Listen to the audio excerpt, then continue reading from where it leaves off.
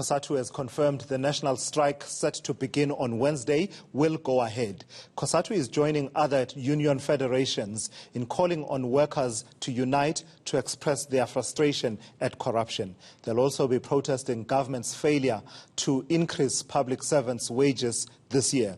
Let me take you to ENCA's Siphamandla Goke, who is at Cosatu House in Braamfontein here in Johannesburg. And Siphamandla, it was a wide-ranging briefing earlier on by Cosatu leaders highlighting just the plethora of issues that they are seeking to raise in this particular strike.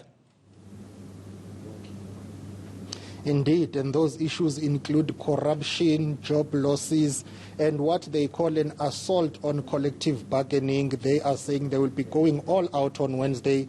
It's all systems go. They also include gender-based violence. They say workers in South Africa are under siege. They are saying they want to correct that. But it's going to be a different kind of setup with COVID-19 and some regulations still in place. So you will not have hundreds of thousands of workers who will take to the streets. We know that this is a national day of action across all sectors, not just public sector. But right now we are joined by Cosatu's First Deputy President, Mike Shingange. Thank you very much for your time. How are you going to measure the success of your National Day of Action on Wednesday? Because surely you will not have thousands of your members on the streets.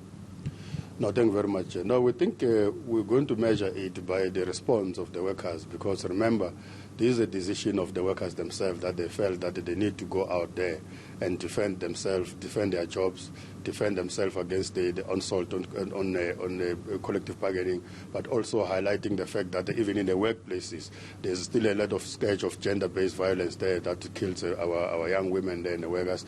But at the same time, we think that because we are calling for a stay away, the number of workers that will not be perhaps be able to attend the activities that are planned across the countries will hit the call of staying at home. But I must say to you that we're still going to have a number of activities, including the marches that are socially distanced, arranged in the locals, because in the past we used to have marches in the big cities, but today every city in every province is going to have activities, of course. So we think that it's going to be likely to be more successful than it has ever been before because of the response of the workers.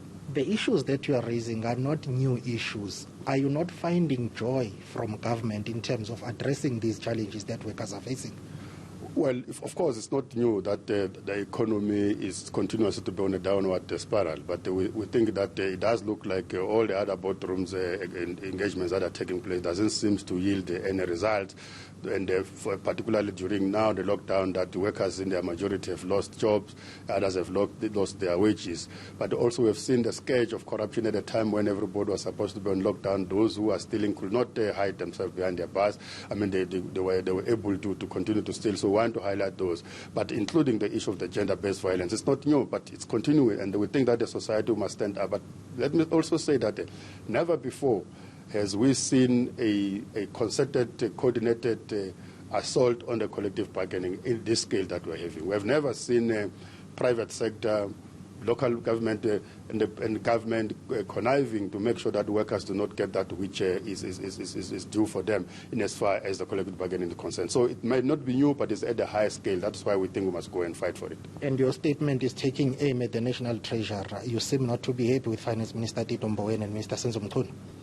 Of course, with Senzo Mchunu is a minister that deals with the public service and administration, and unfortunately he seems to think that life of the public servant started when he became the minister. He doesn't seem to recognize the strides that this government have done in transforming the public service. He doesn't seem to understand the workers that are accrued, the rights that are accrued to workers through their sweat and blood. The Treasury is the one who first and foremost continuously pronounce on the issues that are supposed to be otherwise discussed in the bargaining council. He's the one that talked about the freeze of the wages of workers. Is the one who pronounces on the fact that the public servants are bloated and the public wage bill is high, even before these things are discussed at the bargaining council. So we think that he's become a law unto himself. That's the respect the other institutions of social dialogues that are established under our democratic state. And we're saying you can't allow a situation where you walk out of the door of collective bargaining because you are walking away from democracy itself. So what must happen to him? Who? the minister that you say is law unto himself? No. We're going there as workers to highlight our issues against everyone else who's assaulting the collective bargaining, including private sector, including government. As to what happens to him, it's up to those who put him there. Our point is that if they think that he represents best what they stand for, it's up to them. But for now, what we think of him is that he's basically making things difficult as far as the morale of the civil servants are concerned. We have seen arrests when it comes to allegations of corruption. Your statement highlights corruption as one of the issues you are concerned with. You are also saying law enforcement agencies are not doing enough. Why is that the case?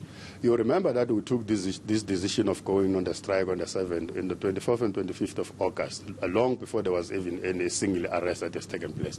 Our point was that we have heard good intentions, good pronouncements, letters written to people, but no prosecution have taken place. Even now, arrests have taken place, but we have not seen the prosecution as yet. But we also think that it has taken such a long time. It has taken too slow pace. We think that much can still be done.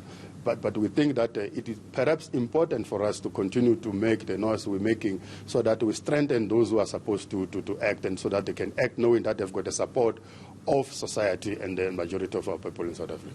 Okay, well, thank you very much for your time. That is Cosatu's first Deputy President, Mike Shingang, basically saying it's all systems go for Wednesday. All their members will not go to work on Wednesday because they can't take to the streets. There will be few protest actions, in various cities across South Africa, but not thousands of people.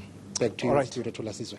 Thank you for that. That's ENCA's Siphamandla Goge live for us from Cosatu House in Braamfontein.